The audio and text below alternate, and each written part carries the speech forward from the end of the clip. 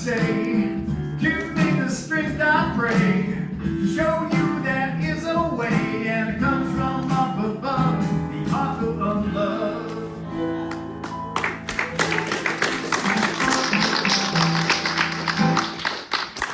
And now, I would like to invite Terri Miles to bless us with her Truth Talk. Where is the love?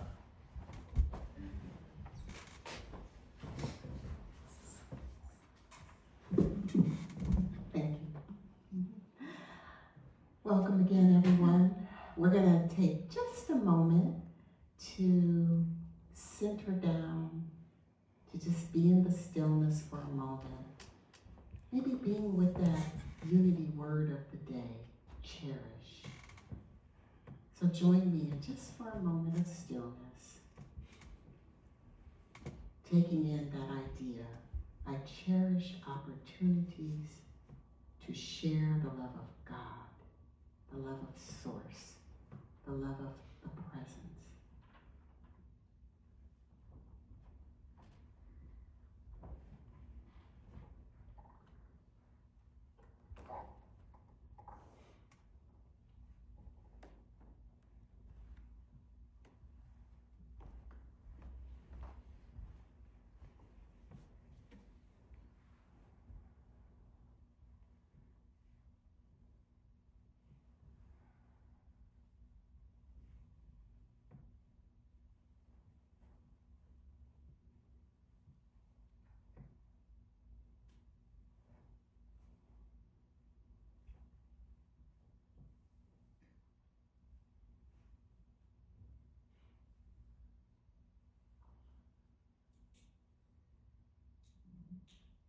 Thank you for taking that moment together.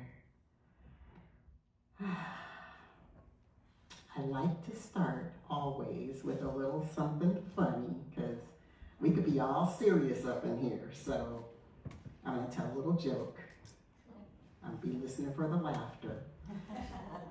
There was this pastor of a church that told their congregation, whoever's the first to donate $1,000 could choose the next 3 hymns. One lady member quickly stood up and she said, yes, I'll do it. I'm happy to donate $1,000. The pastor was delighted. She said, thank you. Thank you, ma'am. Which hymns would you like to choose? The lady said, him and him and not here all week. Today I'd like to share with you, where is the love? Where is the love? Have you ever found yourself asking this question? It's a powerful inquiry. It was made unforgettable to me by the late Roberta Flack's soulful duet with Donny Hathaway. But beyond music, this question resonates really deeply, especially in times like now, when the world can feel divided, uncertain, full of fear.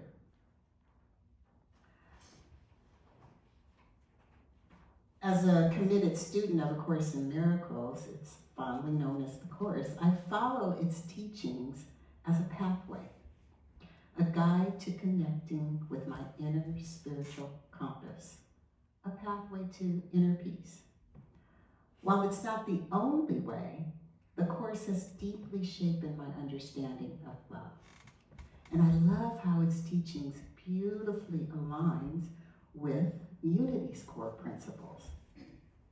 One of the principles that speaks to the divinity within us is that second one that we heard today, the I am. I'll phrase it kind of like this. Divine love is the very essence of our being. We are living expressions of spirit, whole, radiant, and inherently good. Love's not just what we give, it's who we are at our core. Similarly, the Course reminds us that love is never missing.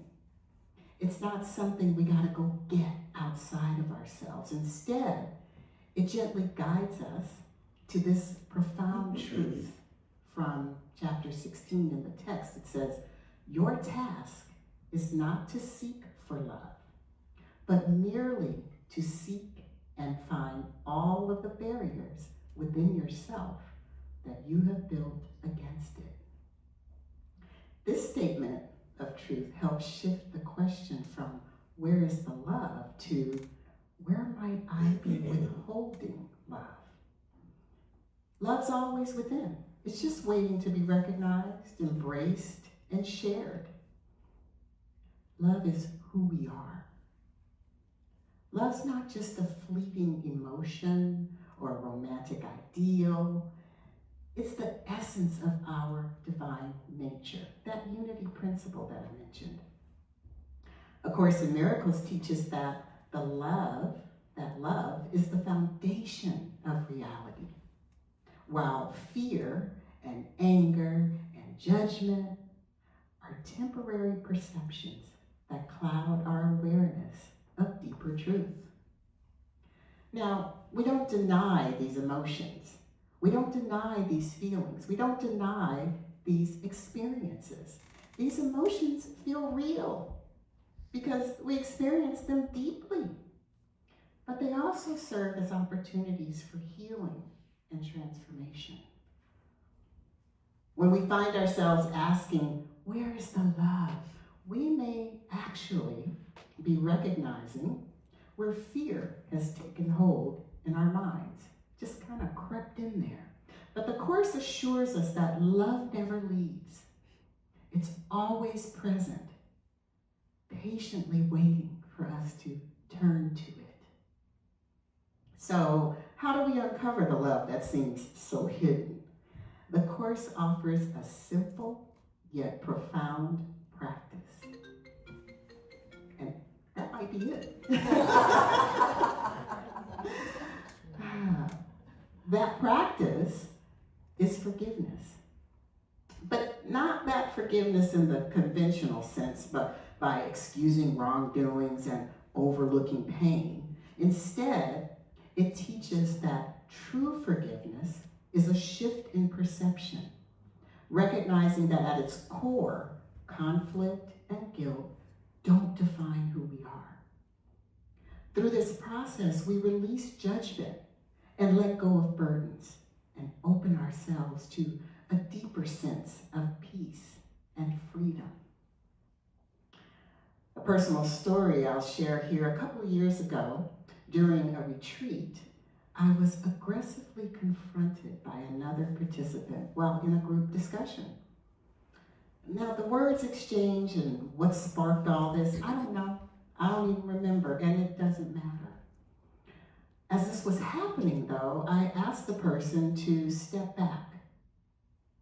When they didn't, the retreat leader stepped in and physically removed them from the space. I thought, oh, okay, great. They took the individual outside, they checked on them, they walked with them, they made sure they were okay.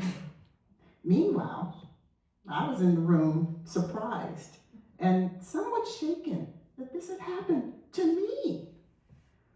The day continued, and outwardly I appeared fine, but inwardly I realized I wasn't. No one checked on me.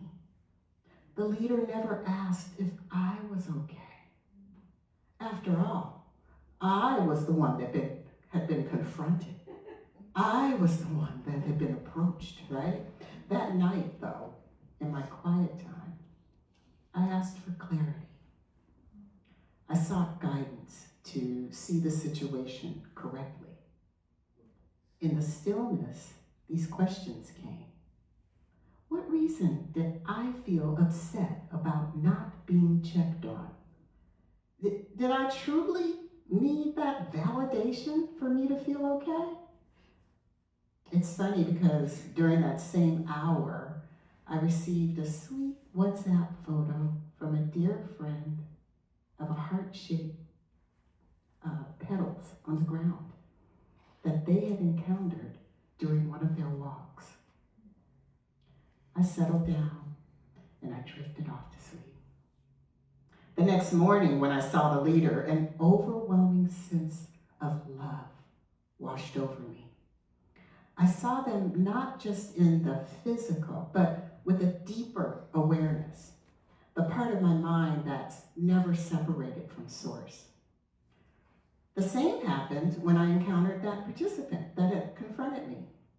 Now, I didn't rush over and declare forgiveness, but I felt something shift within me, a release, an opening. Here's what happened. First, I recognized the source of the conflict. The external struggles reflect internal beliefs. I believed something was missing, that I had been overlooked, that this person had harmed me while receiving care that I didn't. But the Course teaches from chapter 21, the world I see is an outward picture of an inward condition. The real issue was in my perception, not in the action of the other. Second, I chose to forgive. Releasing resentment creates that space for healing. Shifting my perception from fear or lack to love allowed me to see that nothing was truly missing. Love had always been present. The Course describes forgiveness in this way from part 2 in the workbook for students. It says, forgiveness recognizes what you thought your brother did to you has not occurred. Again, true forgiveness is not about excusing actions.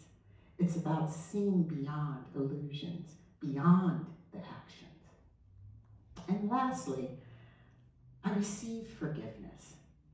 By recognizing love as our natural state, peace enters effortlessly. Again, the Course from chapter 4 says, love will enter immediately into any mind that truly wants it. Forgiveness clears the way for love and inner peace to flow freely. Now, again, I didn't rush over to the leader, rush over to the participant proclaiming my forgiveness. No, this work took place in my mind, my inner work of love. Love is always available. As I mentioned a moment ago from the teaching, love will enter immediately into any mind that truly wants it. Love's never withheld. It's always accessible. The question is not whether love exists, but whether we're open to receiving and expressing it. Every time we choose love, we answer, where is love? Through our thoughts. So today, let's shift our perception. Let's shift our thoughts. Instead of wondering where love is as though it's missing or lacking, let's embrace it as our role, as our responsibility. Let's be the love we seek. Let's forgive where we once condemned. Let's offer compassion where there might be pain. And let's remember, love is who we are. Now, you know I never want to leave y'all without something interactive, so here's the part. I'm going to be listening for the responses here. Join me in this affirmation by repeating after me. Love is here. Love is here. I let go. I let go.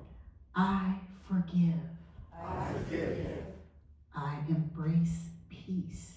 I embrace peace. Love is now. Love is now. Love is me. Love is me. Now turn to your neighbor and say, love is you. Love is you. Thank you, everyone.